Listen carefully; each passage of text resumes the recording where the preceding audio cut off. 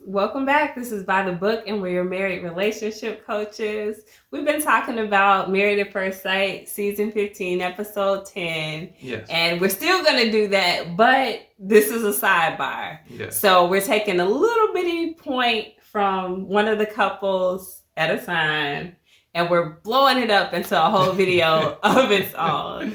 One of the things that we observed with Stacia and Nate is a difference in love languages. Yes. My husband and I talk a lot about love languages and differences. We both are very different in our love languages, and we see Nate and Stacia being very different in their love languages. And I don't even know if we fully identified what Nate's love language is, so maybe we can talk that out right now. And if you guys have an opinion on exactly what his love language or love languages are, let us know that too. But what we're seeing, I think, with Stacia and Nate is Stacia is an acts of service type person. I think also combined secondarily with a words of affirmation person. Yeah. But first and foremost, this girl is actions. All the way. Right? All the way. And some of our viewers have already commented about her and, you know, how, I guess, practical she is in terms of like, she's a career woman and she wants it to all make sense. She's a spreadsheet girl. She's a pie chart girl. She's a graphs girl. So when she's talking to Nate and she's having an issue with him about like where he is love wise or what steps are being taken, it's like she wants to quantify everything. Everything has a numeric value. How close are you to loving me? Is it a 5 or a 6 or a 5.5 or a 7? You know, she wants numbers. She wants this to make sense and be able to put it into an Excel spreadsheet and come out with the answer. She wants to measure. I don't know how you can measure love, but yeah, she wants to be able to measure it, qualify it, quantify it. She want it all. She want to see. She wanted numbers. How does it work? Yeah, she's gonna have a end of year report for him. It's a progress report. And then at the end of every single quarter, maybe even like this is how you doing, and these are the numbers I'm gonna need you to approve. You came up short on this love thing again. So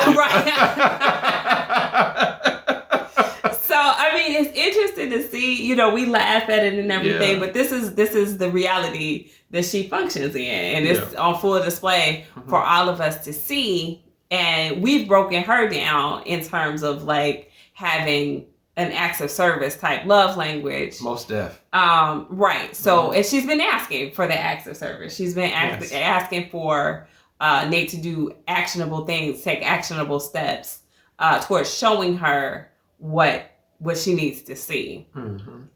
So we saw in this episode that they went and got the prenuptial agreement. I mean, I'm sorry, the postnuptial agreement that she wanted. They went and got tattoos that I can only assume she wanted. She's the one that brought it up in the episode. Yeah. Now, if they had a private conversation, of course we wouldn't know that, but in the episode she did. So, you know, those were steps. Those are actual things that she can look at to confirm for her his commitment level. So this is why we're sure, we were sure before, but we're even more sure she's an acts of service person, because those actions put her all the way over the top. Like she was over the moon happy with everything that seemed like it went on in this episode. Now, question is, what kind of love language does Nate have? I think Nate has a words of affirmation love language. Okay. Why do I say that? It's because I believe that's how he was trying to love or express love to Stacia. Yeah. And so like when she would say, hey, post up, well, okay, all right, we can do that. He's affirming. Yeah, we can do that. All right, yeah, no problem. And moving in. Yeah, I'll move in. Okay, all right. Yeah, you know, so I think he was just kind of like affirming her wishes, but there was no action. Yeah, there was no. That's tough. I think words of affirmation sometimes is a tough love language to speak to someone else, because they do need to believe those words. Yeah. And so she's having a difficult time with that. And I'm not 100% sure. Let me know what you guys think. What Nate's love language is. I think it might be physical touch. Like I got. Well, most guys are physical touch. Okay, so that's kind of like a gift. I don't know, but I mean, because I don't see a whole lot of a lot else coming from him. He's very go with the flow type of person, but his friends and family were quick to mention, that he's a freak in the sheets. Yeah. He was quick to, get on that stripper at the bachelor party, telling her what she needed to do. True. So I just feel like, he's a physical guy. I agree with you, but everyone has at least 2 to 3. Top tier. So I think that's his top. You think? I think that's the top of the tier. All right, so physical touch. Then what will be his number 2? I don't know. I mean, you might be right. I believe it's words of affirmation because without them having a discussion privy for us to hear it, a person is going to love in the way that they receive love. And again, the way he was giving her indications of love was to affirm her as every step without him taking the action. Giving her love in another way.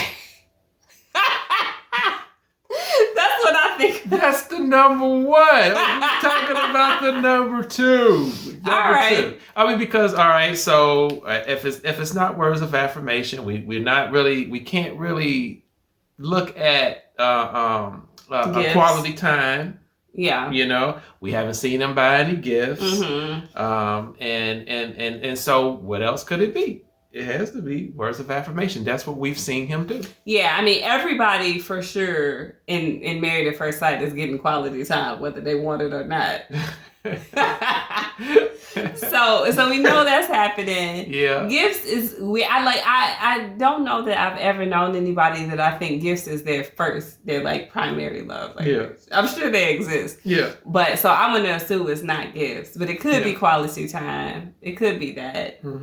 He said that he really liked them spending time cooking together, I think, and stuff like that. He did say that. Yeah, so that was something that was important to him. Yeah. So his primary love language, y'all, to me, is like up for grabs. I'm not sure.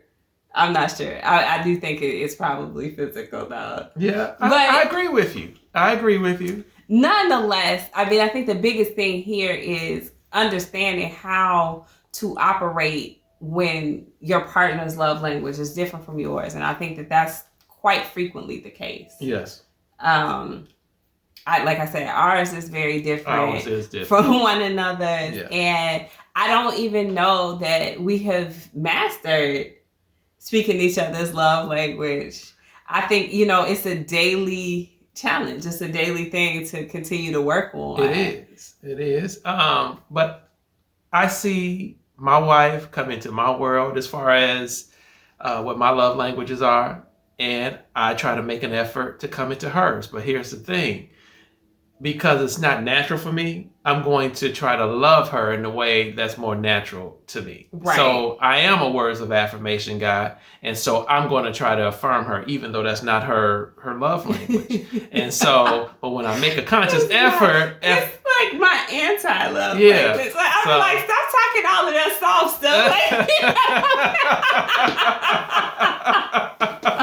You didn't have to tell the people that.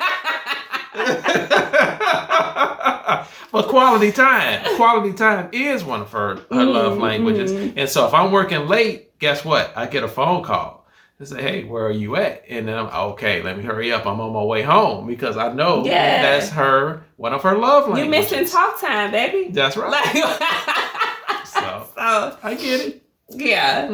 So, yeah, I mean, I think that Stacia and Nate are navigating it as well as could be expected, especially given the unique nature of the way that they've met and married. Yeah. I don't know I'm assuming Stacia is speaking his primary love language because it seems like they've consummated and everything. And I joke a little bit because like sex is not the love language. Physical touch is a love language we're talking about. Mm-hmm. But they seem very affectionate with one another. They do. They don't seem to have any drawbacks or awkwardness there. They have good chemistry. Yes. So I can only assume that the physical touch is kind of there. Nate, I see him stepping into hers this episode, and it has made all the difference. It has like taken them leaps and bounds, obviously beyond where they were the prior episode. Yeah. Because he's taken that step, like you said, into her world, stepping into her love language and understanding how to speak it. And that is like huge. If you continue to speak to someone in your love language and you can't like be bilingual and speak in theirs, then you're going to bump heads. They're going to get angry. And that's what was happening. Like she became frustrated because he was saying these things and they were empty to her. Yeah. So as soon as she realized that, and she said so much in the after party that she was in, like I have to understand how to express to him what I need. Yeah. And, you know, even though this is all lighthearted and everything, that was a very crucial thing for her to recognize. Very true. Because if she can't convey that to him, she's just going to continue to irritate him and push him away. Yeah. Because he's saying, I'm speaking my love language to you. Like, what? Why are you not understanding it? Yes, exactly. And so, yeah, love languages, being able to fulfill each one's needs is crucial. Being able to not just to fulfill them, but be able to understand them. And so when we kind of like go back to last week, and we were talking about that Stacia, she had a need to feel safe. And when he told her he was only at a 4, she didn't feel safe, with that. And so that disrupted, everything about who she was in this relationship. And so she began to ask questions. Yeah. Questions that challenged what was Nate's primary need, was to feel trusted. And so he's just like, as he said, everything that you were saying was going back to trust. And when you were doing that, that hurt me. Yeah. And so it was just like they both were at odds because they didn't have a really good command on what each other needed. Yeah, exactly. They were speaking 2 different languages. Yeah. So I don't know if they had a private conversation where she did express herself to him and what her needs were, or if Nate kind of independently came to the realization that, hey, this is not going well. It's something, there's an adjustment that I'm going to need to make. I'm going to have to speak to her in a way that she can understand. I'm going to have to show her something that she can understand. She's been asking for action all this time. I've been telling her what actions I will take, but I haven't done anything. Yeah. So he did something, and it changed something.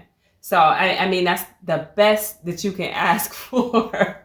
To be honest, and they didn't even have the experts to step in and tell them that. Yeah. So experts are not going to tell them they're anything. useless at this point.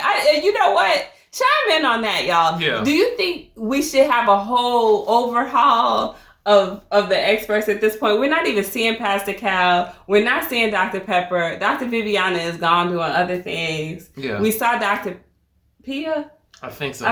Come in. I really liked her. I would like to see her not in a setting where everybody is together telling their business, because obviously everybody telling their business together is going to be a problem. A problem going forward. But either they need brand new experts, or they might just as well just rotate in like experts as needed. Well, they need some experts that are going to be present and is actually going to help these couples. Now, I know the premise of the show, and I do believe they want some drama to keep people kind of like drama for sure. But I mean, it could still be dramatic and have an element of seriousness where this is getting comically bad right now. Look at how many people are falling apart in crazy ways, and we haven't, like you said, we haven't seen the experts. They're not making appearances.